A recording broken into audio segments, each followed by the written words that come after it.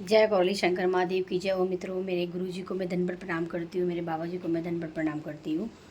तो जो मेरा आज का जो टॉपिक है वो बहुत ही इम्पॉर्टेंट है और आप मेरी सारी वीडियोस सुनिएगा, क्योंकि मैं बहुत सारे आपके लिए टॉपिक सर्च करती हूँ, लेकर आती हूँ। सर्च मीन्स मेरा दिमाग सर्च करता है, मेरे मन के थॉट हैं जो मेरे साथ कंप्लीट होते हैं वो मैं आपके साथ शेयर करती हूँ। जब मैं उन्हीं परेशानियों से सुलझ रही होती हूँ तब मैं वो चीज़ें शेयर नहीं करती हूँ, क्योंकि मैं भी खुद उस बातों से निकलना चाहती हूँ।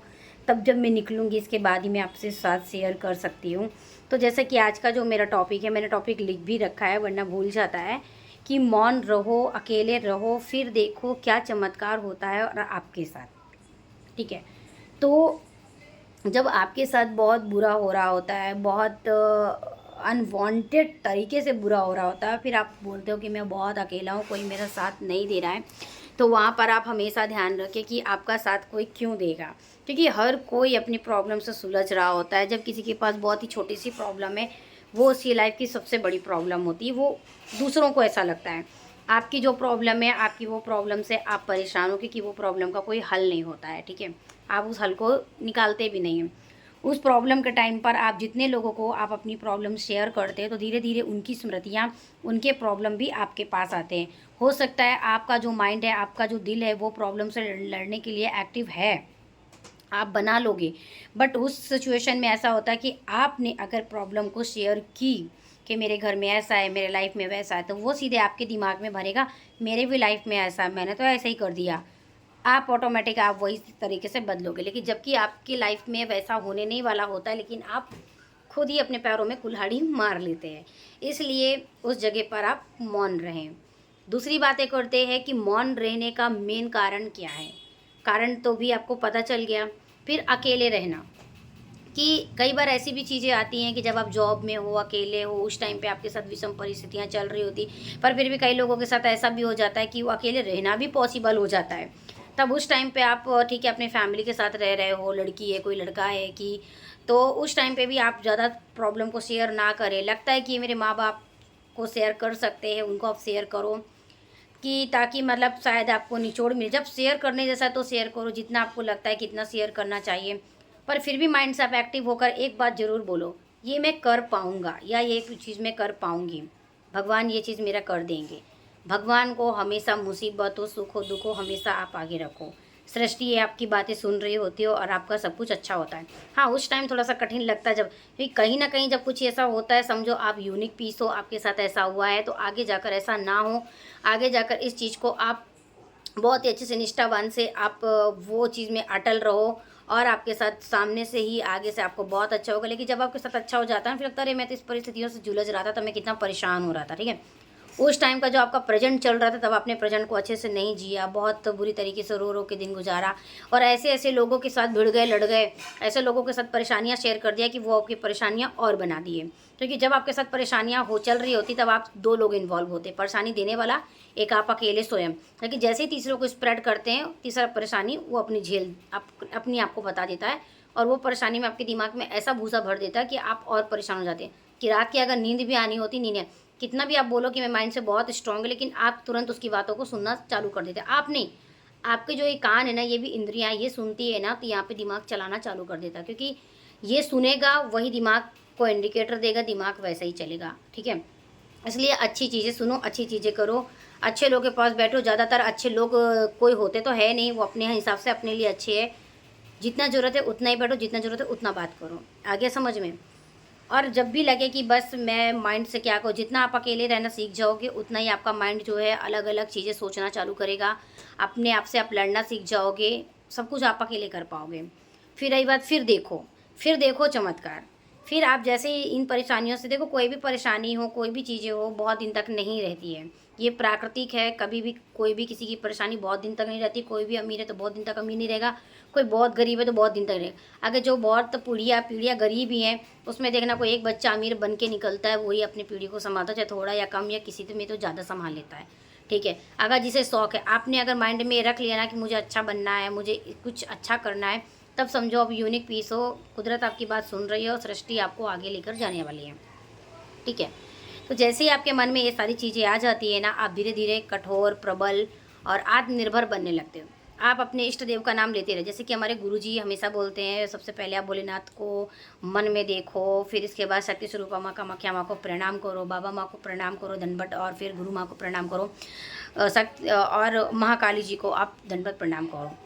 ठीक है, इसके बाद आप देखें कि आपको ना बहुत लड़ने की क्षमता मिलने लगेगी। ठीक है, और चलो लास्ट में मैं एक जवाब दे देती हूँ कि एक ने मुझे बोला है कि क्या हम ऑनलाइन जो गुरुजी दिखाते हैं, देखो जो मंगलवार और शनिवार को जब वो ऑनलाइन आते हैं, आप उसी टाइम पे ही आप कर सकते हैं। मंगलवार को वही लोग आते हैं जो लोग, मतलब 3 प्रकार से लोग आते हैं, जो आधी प्रक्रिया किए हैं, जो पूरी प्रक्रिया किए हैं, जो दरबार से कभी जुड़े भी नहीं हैं, जो थोड़ा ही जुड़े हैं, वो लोग कर सकते हैं। शनिवार को वो लोग जुड़ते हैं जिन्होंने सारी प्रक्रिया कंप्लीट कर ली है, वो लोग जुड़ते हैं। अभी आप सोचें कि वो लाइव वीडियो ऐड है, आप उसको सुन कर रहे हैं, तो ऐसा नहीं है। वो सैटरडे और मंगलवार के लिए। इसके बाद आप आंखें बंद करके डेली सुबह शाम भगवान का नाम लेकर आप जो है आप प्रार्थना कर सकते हैं। प्रार्थना भगवान ऑल टाइम सुनता है, चाहे वो सुबह 4 बजे करें, 5 बजे करें, जब भी आपको टाइम मिले आप बैठ जाओ, भगवान की प्रार्थना करो सुबह शाम। मैं तो देखो सुबह शाम का वेट नहीं करती। जब भी मैं परेशानी में होती, पहले बाबा माँ का नाम लेती, बाबा माँ मैं ऑफिस पहुँच गई, आज मेरे साथ पता नहीं क्या आने वाला, न्यू काम आने वाला, आप मेरा साथ देना। ऑल टाइम मैं उनको आगे रखती हूँ, ऑल टाइम। कई बार अगर मैं जल्दी जल्दी में भूल जाती हूँ, मैं रास्ते चलते चलते बाबा माँ आप मेरे साथ रहना, बाबा माँ आप मेरे साथ रहना, ऑल टाइम।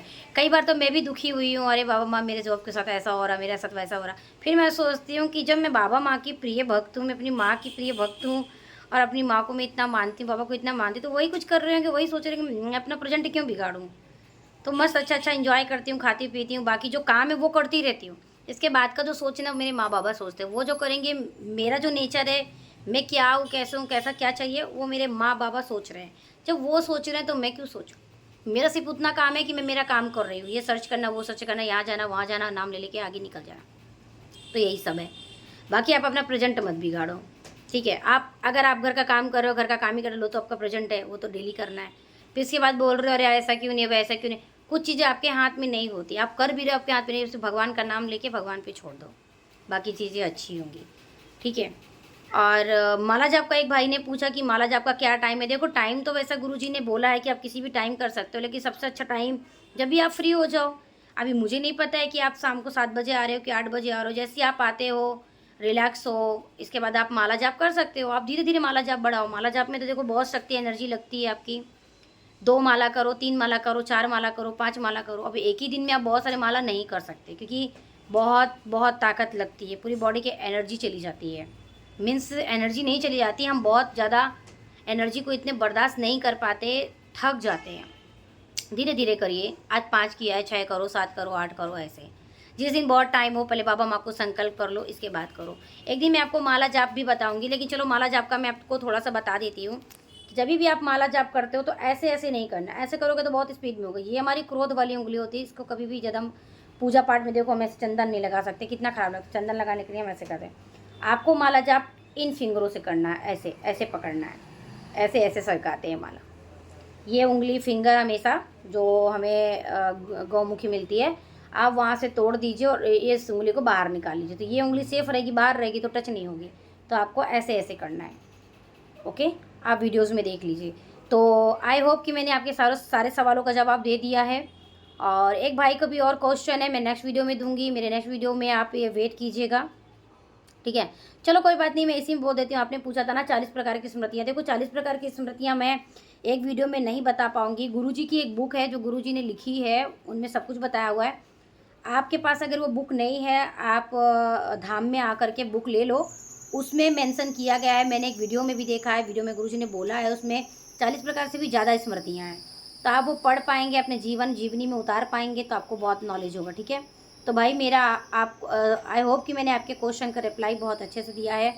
और जो भी प्रॉब्लम है, ठीक है, आप मुझे बता सकते हैं। बहुत सारी चीज़ें देखो मैं जवाब बहुत अच्छे से मैसेज में नहीं बता सकती हूँ, वीडियोज़ में बता सकती हूँ। तो अध्यात्म से जुड़े हुए रहें, क्योंकि हमारा जो जीवन है अध्यात्म से है। बहुत ही सुख मिलता है और हमारा जीवन संवरता है, शक्ति मिलती है, आगे बढ़ने की शक्ति मिलती है, हमारा दिमाग, हमारा बॉडी, हम स्ट्रॉन्ग बनते हैं।